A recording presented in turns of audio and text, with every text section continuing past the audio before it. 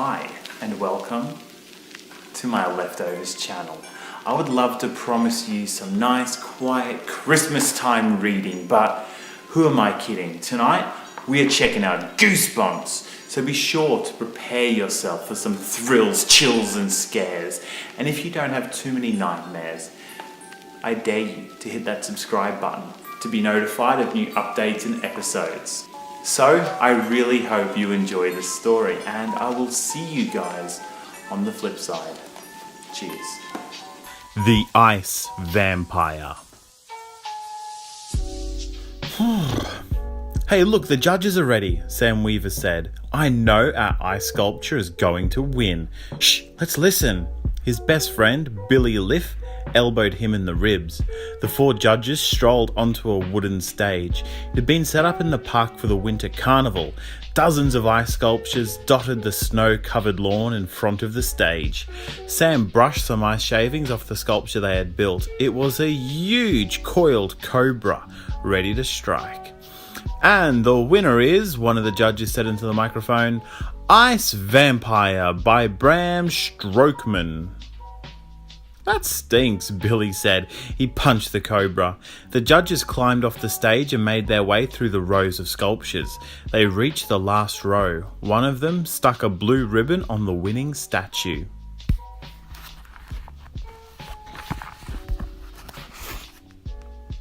Let's go check it out, Sam said. He and Billy pushed through the small crowd that had gathered behind the judges.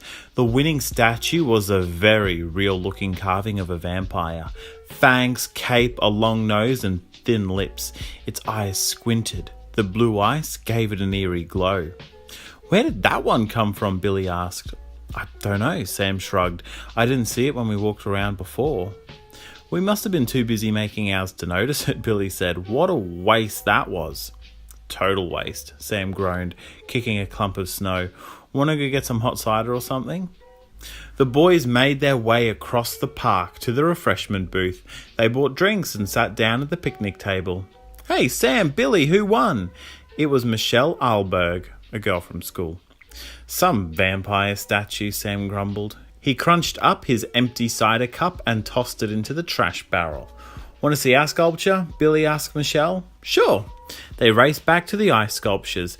Check it out, Billy announced, pointing to the huge cobra. Michelle let out a whistle. Awesome, she said. She glanced around. Where's the sculpture that won? Sam turned to the last row, searching for the vampire. That's weird, he muttered. It's gone. A sculpture of a girl stood in the spot where Sam swore the ice vampire had been.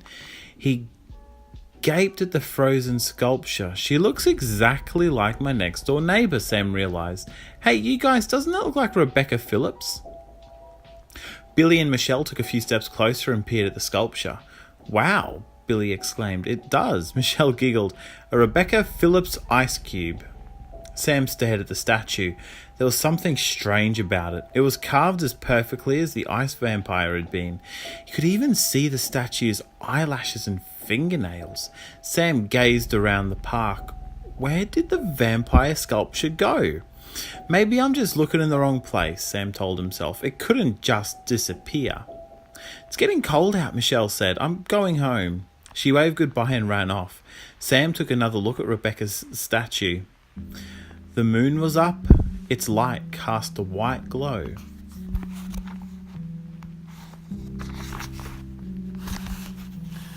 On the sculpture, the wind suddenly gusted and the bare tree leaves rustled and groaned. This place is creepy, all of a sudden, Billy glanced around. Everyone is gone. We should go too. Sam couldn't take his eyes off the statue. It looked so alive. Come on, Sam, Billy insisted. A low, eerie moan rang through the air. Sam shivered. The boys turned around and started walking away. Ooh, the moan rose up louder this time. The boys spun around and stared at the frozen Rebecca sculpture. Its eyes seemed to be staring back at them, pleading with them. Let's get out of here, Sam said. The boys hurried along a row of statues. Sam felt a shiver run down his spine.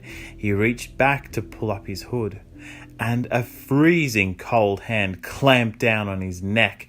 "Cut it out, Billy," Sam cried. He spun around and gasped. Towering over him stood the vampire ice sculpture, only it wasn't ice anymore. The vampire had come alive. Sam felt his heart slamming into his chest. He rubbed his eyes. When he opened them, the vampire still stood there. Sam backed up slowly. Billy grabbed Sam's arm and backed up too. The creature grinned. His fangs glistened like tiny icicles. Patches of frost covered his sharp cheekbones. His eyes were dark and glassy and had no pupils. "Heat," the vampire murmured in a chilling whisper. He reached out one long, icy clear hand and grabbed onto Sam's wrist. "Let go!" Sam screamed. The vampire's fingers gripped him tightly. Sam felt his skin grow cold. Icy needles shot up his arm. Suddenly, he couldn't feel his wrist anymore. "Help!" Sam shrieked. "The vampire is turning me into ice." Sam felt the cold creep into his chest. His lungs started to freeze. He couldn't breathe. Sam punched at the vampire with his free arm, but the vampire didn't even seem to notice. He stared into Sam's eyes. Sam felt himself getting colder and suddenly sleepy. So sleepy. "Let him go!" Billy screamed. He grabbed Sam around the waist. Billy tugged hard. "Heat!" the vampire moaned. He lost his grip on Sam's wrist. He snarled as Sam stumbled backward. "Let's get out of here," Billy yelled. The boys raced through the row of statues. Behind them, the vampire's feet crunched over the snow. "Heat!" the vampire called after them. The boys reached the street and ran towards Sam's house. They bolted inside and collapsed against the front door. "We made it. We're safe," Sam gasped. He and Billy sat on the floor, taking deep breaths. He came to life," Billy stammered. "Did he follow us?" Sam asked breathlessly. They heard a scratching at the door. Sam and Billy screamed. They whirled around. "Eat!" the vampire moaned from outside.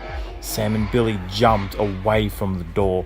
"Look!" Sam gasped. "The keyhole is frosting over." "I need heat," the vampire called. "Give me heat." The doorknob rattled. "Get out of here. Leave us alone," Sam wailed. Silence now. The boys stared at the door. Silence. The keyhole was completely frozen over. "Is he gone?" Sam whispered. "Is he gone for good?" "Where is everybody?" Sam asked the next morning. He helped himself to cereal and milk. "Your mum and dad are at the mall," Billy reported. Billy had slept over. "And Emily is out on the porch, knocking down icicles." Sam nodded. Emily is his older sister. He was supposed to help her pull the icicles down from the porch roof so they didn't fall on anyone, but he figured if he ate slowly, she'd be done when he got outside. "Last night was so weird," Billy murmured. "Did we really see an ice vampire last night?" Sam asked. Billy shuddered. He'd had bad dreams all night. He still couldn't believe the ice sculptures had come to life and chased them. He pushed Emily's mirror, hairbrush and blow dryer to one side of the table and set down his cereal bowl with a clunk. "My sister thinks the kitchen is a beauty salon, and she always leaves her junk around," Sam complained. "Mum has a fit if I leave my sneakers on the table, but perfect Miss Emily gets away with..." A terrified scream cut off Sam's words. "That's Emily!" Sam shouted. He jumped up from his chair and raced to the kitchen window. The ice vampire had returned. Blue veins sparkled under his clear skin. His cape rippled behind him. He grabbed Emily's hand. Sam watched in horror.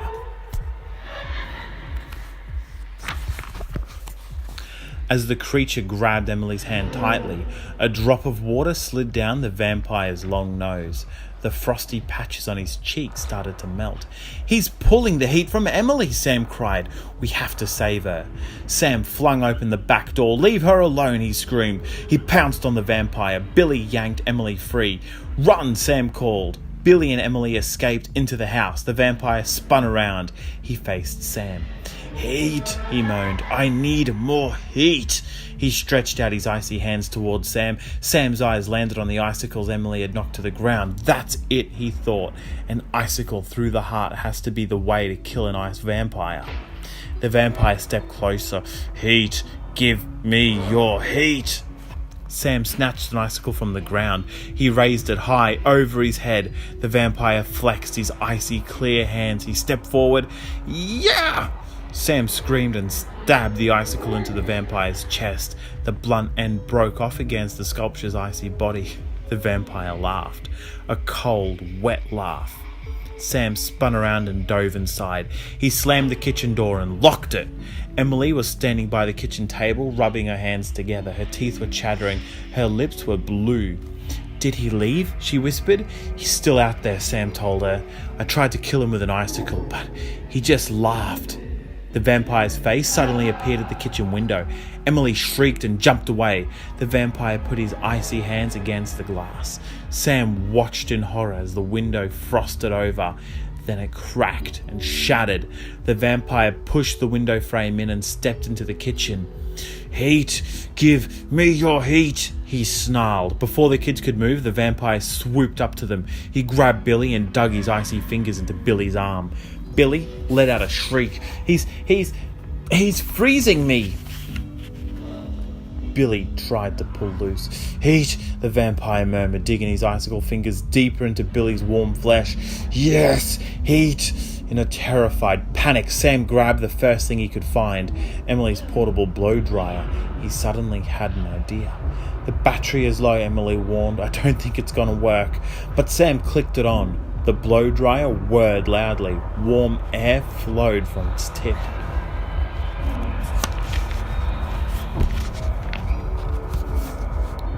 Sam aimed the dryer at the ice vampire's face. At first, the creature didn't react, but then a strange smile spread over his clear, icy face. He uttered a moan and let go of Emily. Billy stumbled away, rubbing his frozen arm. Whoa! The vampire moaned again as the warm air poured over him.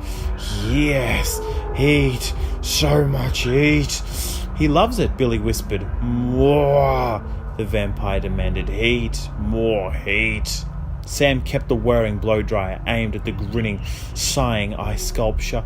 "This is awesome," Sam declared, turning to Emily and Billy. "He won't freeze us now. He has all the heat he needs. Look how happy he is. Now he knows that we're his friends." Sam, Billy interrupted, shouting over the whir of the blow dryer. "Sam?" "What is it?" Sam replied. "Turn around," Billy instructed. "There's one little problem." "Huh?" Sam clicked off the blow dryer and turned to the ice vampire. "Where is he?" Billy pointed to the puddle on the floor. "You melted him." All three of them stared in amazement at the big puddle. They began to laugh and laugh and laugh. Sam slapped Billy on the back. Emily collapsed onto the floor in a fit of giggles. Such wonderful laughter. The kind of laughter that comes when you know that you are finally safe from harm. "That was so great," Sam cried. He flicked on the blow dryer and pointed it at Billy. I'm melting, Billy wailed. They all cracked up again. The buzz of the blow dryer grew softer and softer, then stopped. "The batteries died," Emily said. "We're lucky that didn't happen a few minutes ago." Crash! What was that? Sam spun around. A giant ice cobra slithered through the broken kitchen window. Whoa! Billy uttered a shocked cry. It's our sculpture. It's come to life too. Heat! The enormous snake flicked its hideous tongue. "Give me your heat now!"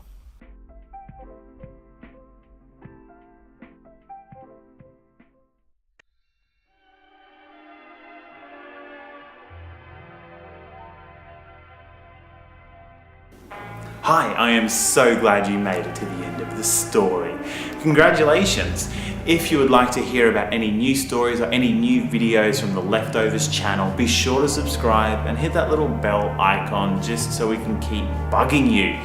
We have a distinctly 90s flavour here. We look at video games, toys, books, Lego sets, and we do have a lot of fun, so I'd love for you guys to come back.